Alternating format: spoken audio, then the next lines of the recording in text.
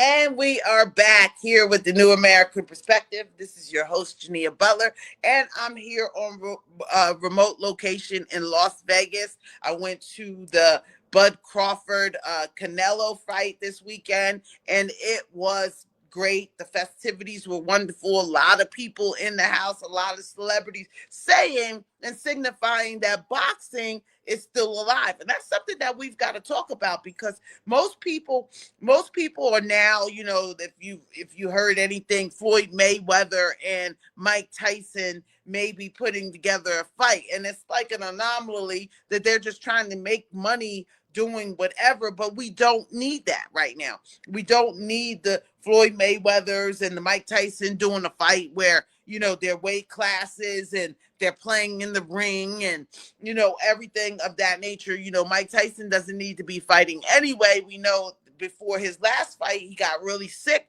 and so he doesn't need to be fighting anyway. But this Bud Crawford Canelo fight really brought people together. It was 70,000 people in at the Allergent Arena here in Las Vegas, and it was a time, and a time was had, people. And so boxing is still alive, and people still want boxing. There was about 50,000 Mexican Americans or Mexicans, I'm not sure, that were in the house in Las Vegas and really rooting on their fight. But I thought that if you did see the fight, I thought that what was really funny about the fight was after the fight, Canelo lost. And they said, "Oh, Canelo, how you feel? How you feel?" And he was like, I feel great. I feel great. I feel really good. I feel really good. And so I laugh about that because, yeah, $150 million, that was his ticket. He got $150 million. It was on Netflix. And Bud Crawford beat him, got all of, his titles and all the weight classes that he got them in. And he is efficient and effective, and the people love him. And Canelo said something slick too. He said, yeah, he's not like Floyd Mayweather. He's better than Floyd Mayweather because Canelo fought Floyd Mayweather as well. And so, you got all these things going on. Boxing is still alive. It was actually on Saturday night, Tupac Shakur's 29th anniversary of his death here in Las Vegas, in front of, leaving out of the MGM Grand. So much stuff going on. 29 years later, everything is still going on in Las Vegas, but we lost a true one in Tupac out in Las Vegas. And so that's what happened this weekend. You got the WNBA. They are in the playoffs. You've got the Aces, the Las Vegas Aces. They're doing their thing. The returning champions against, I believe, the Indiana Fever, and they lost last night to the Fever. And it's just going to be a great WNBA championship. Your girl Angel Reese, she sat out her last game with the Sky, and she, in protest because she's doing and pushing the, more money for WNBA players, and rightfully so. Right, WNBA players. If you know that I've been a basketball player most of my life, I wouldn't call myself an older basketball player now, coaching now, but I call myself a basketball player. And in that process of basketball, you go through stuff. And so Angel Reese, who was a young basketball player, second year out of college, out of LSU, she is pushing for more money. And yes, they deserve more money. Now the question becomes how much, because who is paying their salaries, right? You have the men who have, over 30, they can get $30 million in a year, the men. LeBron James, $100 million in 5 years. But the bills that they are paying, so basically the women are saying, listen, we're the WNBA. The NBA has money, pass some of that money off. Okay, that's what they're saying with their piece. And so, what do you think about that? Do you think the WNBA players should be getting more money? Now, Now, granted, they should be getting more money now. They went to the table and they came back with some negotiations, but the negotiations weren't good enough. They're starting off. Angel Reese is making $75,000 for her first few years in the WNBA. And so when a first round draft pick comes in the NBA, how much money is he making? He's making $75,000 on his first practice. Okay. And so we really got to look at that. So I shout out to the women, but I believe that we've got to figure out more ways on how, that means that if the women get more money, the tickets to the games go up. And again, they want to be, celebrity status. They want to live good too, but it's not paying all the bills. So shout out to the ladies. Good luck to you, ladies. I stand with you no matter what you come up with. Okay. And so we've got the boxing match, and then we've got the WNBA. What else is happening? That means the NBA season is heating back up. And then, of course, we have football. How about them Cowboys?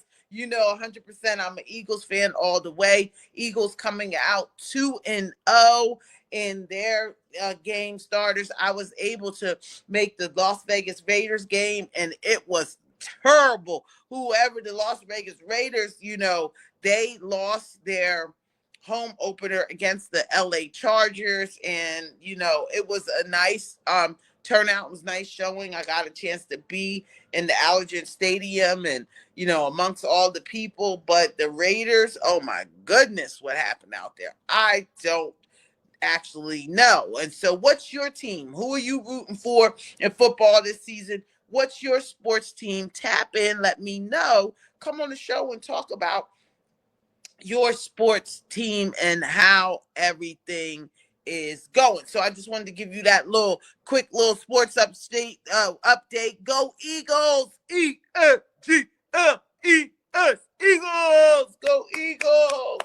So let's go back to what we were talking about. And also, before we go there, rest in peace to Robert Redford. A lot of you, the younger viewers may not know Robert Redford. He was the first great Gatsby, Robert Redford. I believe he was 89 years old. So I'm sure that he, lived his life, had his time, and his family hopefully got to spend the right amount of time with him. And rest in peace for all the work that he's done. Definitely an American icon, in the movies and everything that he brought forward. So let's hit back to my guy, President Trump. We can't say too much without saying President Trump in our sentences here on the New American Perspective. But so President Trump, he said that he's going to send the National Guard to Chicago. Okay, so that means what? So Chicago, the thugs in Chicago, they already popped out and was like, yo, don't be sending nobody out here. We're going to see your National Guards. And so Trump said, listen, I'm sending the National Guard out there because your numbers is not right. Y'all had 25 shot last week, 7 dead. So he's saying what is happening and what is going on. So again, I say to our community, the party is over. Okay. We've got to get to the point and to the place to where we value life in a different way, because the party is absolutely over. When they send the National Guard in, these are highly trained professionals. When they send the National Guard in, they're not going to be playing with you. They're not going to be playing gun games with you, gun slinging with you. They coming to get you, and then they're going to bury you under the jail. So let's just change our way of thinking and our way of life now. We do not have to live a crime-ridden life, Chicago, okay? We do not have to live with that. You have a beautiful landscape. Everything about Chicago is beautiful, except when you cross them damn tracks, okay? So we've got to think about what that means when you cross the tracks, when you cross the chain tracks, what that means for us. When you cross the chain tracks in our communities, we should see flowers blossom, not hear gunshots, and not be worried about getting shot up or the National Guard coming in, because you can stop the National Guard from coming in by not doing any more crime, right? So you can stop them from coming in. But I want to press on to our community that we've got to focus on what we need done in our community, and that's a good education. We've got to look at how our education system is set up and who is educating our children, and these people that they're going after with the National Guard. Hands off our kids. But we can't tell them to keep our hands off our kids if they've got their hands on the pistol.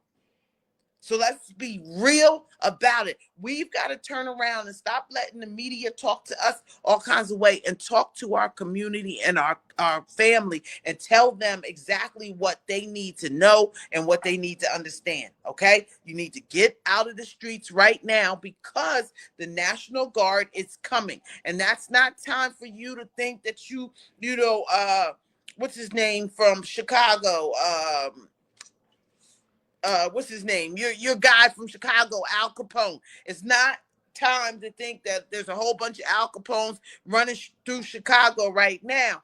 You got to change your lifestyle. Now we're going to work on what the government needs to be doing for us, but you're going to have to change your lifestyle as a result of everything that you're putting forward. Okay, so don't welcome the National Guard and don't threaten the National Guard, because they're going to have a reason to shoot first. I seen in Chicago, they just had that smash and grab where they pulled the car up, broke the door, pulled the car up, pushed the car door open. I mean, pushed the Louis Vuitton door open, and was like, we're coming in and going to get the Louis Vuitton bags.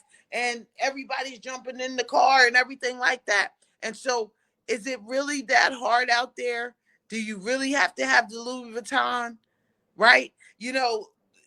Again, this is in Chicago. So Chicago, you guys seem like you want these people to come to community. Now, people are getting upset about people that are saying, hey, no, we do not want the National Guard in our community. Do you really not want the National Guard in your community? Because some people are coming out and saying, hey, we welcome the National Guard. Now, what about the people in Chicago that want to live with that don't want to live with guns and don't want to get shot up, don't want to be caught in a crossfire?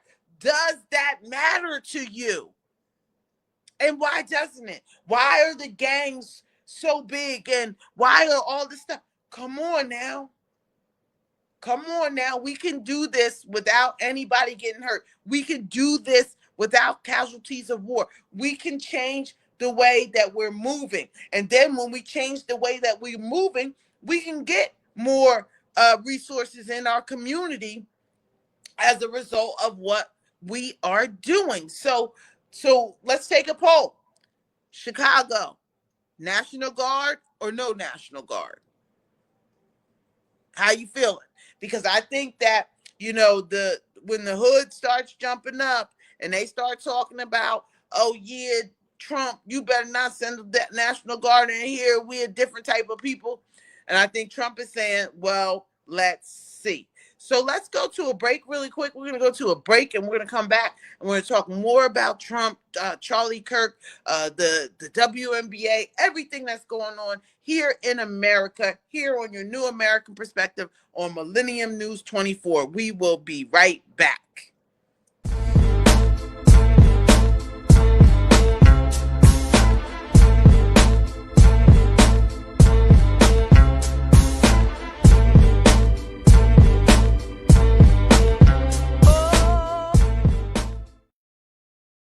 And we are back. This is your host, Nia Butler, the New American Perspective, out here in Las Vegas at a remote location. Beautiful Las Vegas. Might be getting me as a resident. We shall see. But we are talking about that Charlie Kirk passed away. Rest in peace, Charlie Kirk. We are talking about how many people have been appalled by, the number of people that celebrated his death and the number of people that said, that they didn't care about his death, and that he shouldn't be getting flags half staff and everything like that. Tune in. What do you think about that? Should he have gotten the flag half staff? Did he do enough work to be put up? And here's the crazy part. They listen, and I'm not going to say they. I'm going to say me too, because I thought too, as soon as this happened, I said, oh my God, they're going to make him like the white Martin Luther King right now, right? Because he was looking for freedom from their perspective, right? He's looking for, America to be really equal. And see, what happens, I feel as though, as people, what happens is that America can't be but so equal because there's so many things that have happened. And so in a young person's mind, I remember I was young. I thought, wow, we can just bring this all together and it would be simple and easy, but it's not. Right. And so one of the things, again, that I had a problem with, that he was going to the young people and trying to steer the young people in a direction that made sense for him and the Republicans. Now, don't get me wrong. When they come and deal with me, I don't mind turning point. I don't mind. But again, we have to put it in context. And sometimes when white folks start talking about black initiatives and black things, things happen and people get a pure confusion about what's going on, what people think, how they're moving and everything like that. So so it's a lot going on, and it's a lot to definitely digest. Like we said, they found the killer. Now let's talk about this. Now I want to be one of the first to talk about this. Your FBI director, Kash Patel, enter Kash Patel. Now I told you that I was hearing that Charlie may have been being considered as a vice president candidate alongside of J.D. Vance. Yeah, people, that's like the ultimate young white ticket, young white America. They're going for it. So everybody's got to step up. It is survival of the fittest in America. And so if they had a ticket, J.D. Vance and Charlie Kirk, Charlie's got all the young people coming out of college and, getting them registered to vote. And by the way, Reverend Jesse Jackson is on record as having the most people registered to vote during his time. And so we have to check Charlie's numbers before they start saying, like Trump said, the greatest of ever, and I think that Reverend Jesse Jackson actually has over all of these years, since at least 1984, been registering more people to vote than Charlie Kirk, President Trump. So just get those numbers right before you start throwing it out. But I think that he did excellent for, the white community that he was serving, right? Again, I feel like, Candace Owens, she was a black representation for him, and she okayed a lot of the stuff that she said. But that the problems we have with Candace Owens, and Candace Owens, she left Charlie Kirk 2018. Okay, so it's like 2018 that she stopped working with them, and now she's even against Trump, and she wants the Epstein files released. Now that was another conspiracy theorist too. I mean, a conspiracy theory too is that the Epstein files. Now Charlie is saying that we've campaigned on releasing the Epstein files. We want to see who's in them. We want to get to the bottom of this whole situation, and we want to talk about the Epstein files. Now, again, put it in the comments. Do you want to talk about the Epstein files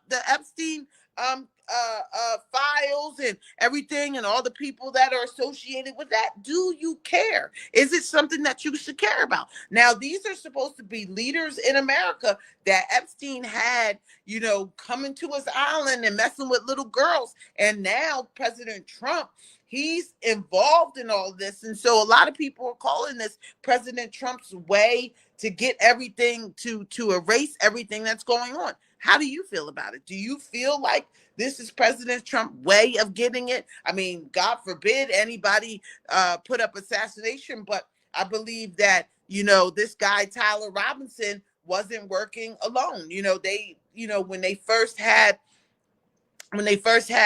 Tyler, when they first arrested, we had FBI Director Kash Patel. We had FBI Director Kash Patel, who is being grilled by the congressional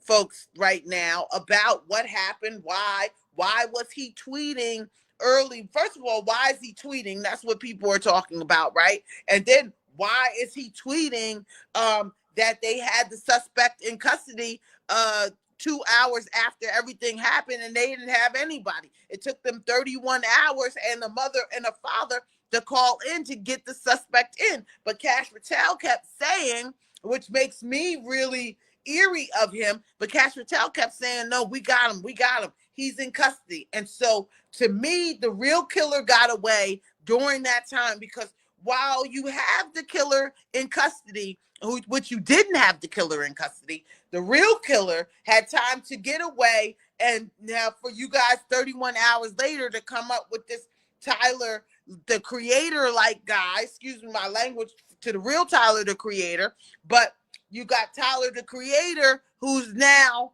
shot Charlie Kirk for no reason other than he spews too much hate and that he had to go.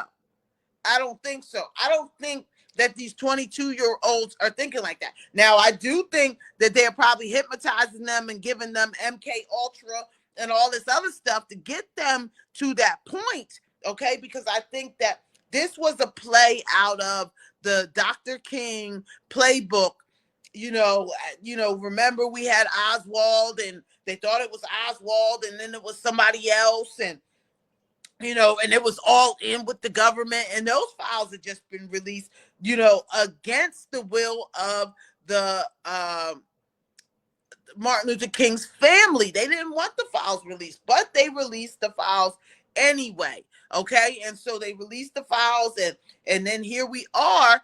But the Charlie Kirk situation, it mirrors now, while he's not saying at all that he's even anything remotely like Dr. King at all. But what I'm saying is, if the government had a mission to take him out, then it looks a little similar to the playbook they used 50 plus years ago at the assassination of Dr. Martin Luther King. So I am onto that. I do see that. I see, again, the distraction, having the old man with his pants down. And they said that this old man that they had picked up and they thought maybe was a suspect with no rifle or anything on his head, not even on the roof of the piece. They said that he may be the suspect, and all of a sudden he's not the suspect. And then, so whoever was jumping off of that roof, who their ears and, it doesn't look the same they don't look like the same person to me. Okay.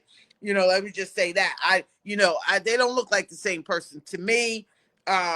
Very distinctly different looking folks, but this is who we're going with. And now, one of the things that I said was, we never seen this guy arrested. So we seen him now in court.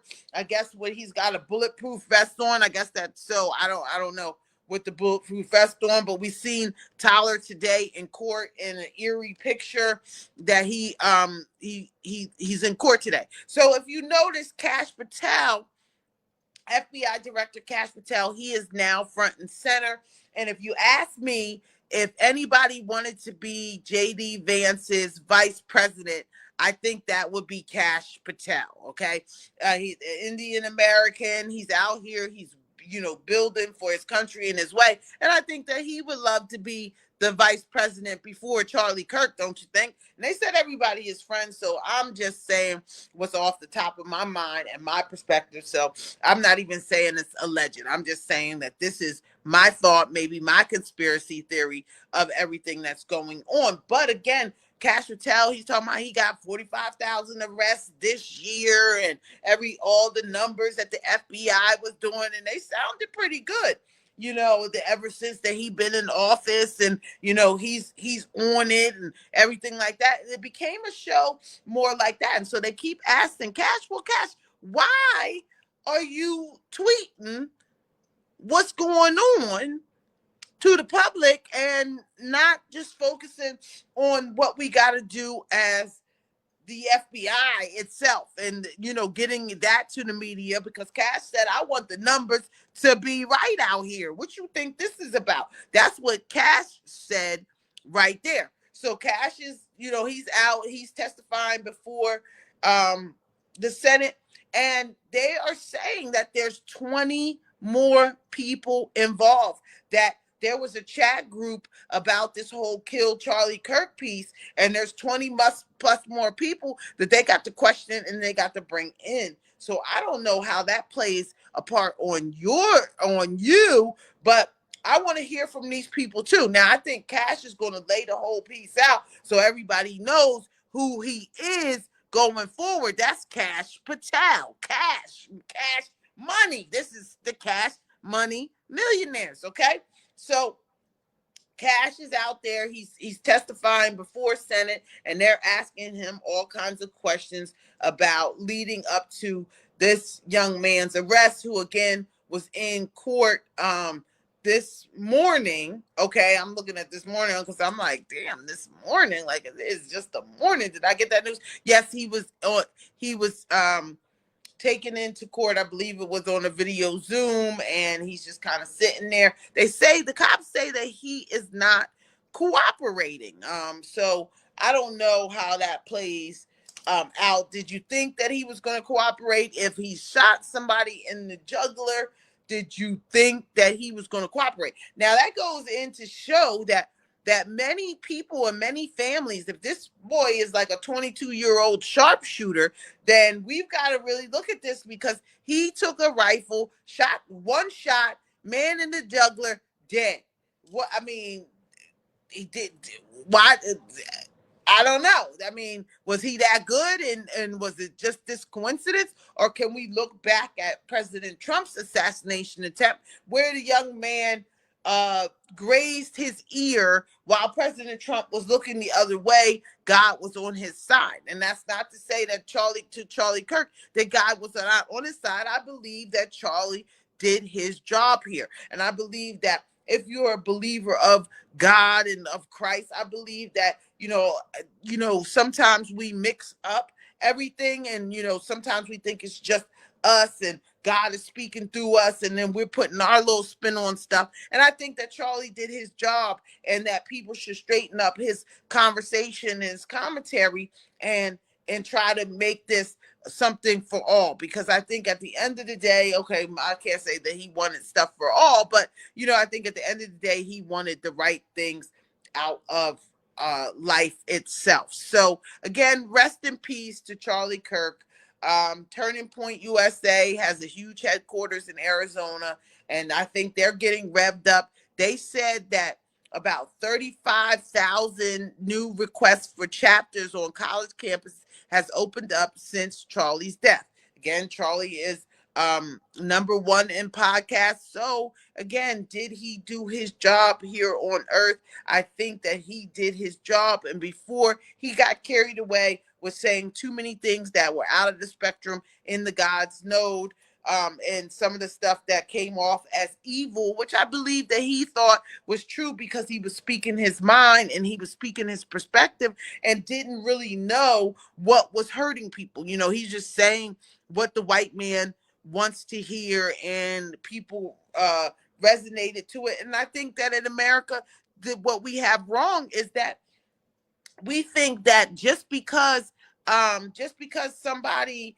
is saying something, and they're saying it right, that we have to agree with it, and that it's right because we're saying it. And I think that we just have to have a little bit more empathy. And some people, like Amanda Seals, she went off and said, nobody don't need no empathy.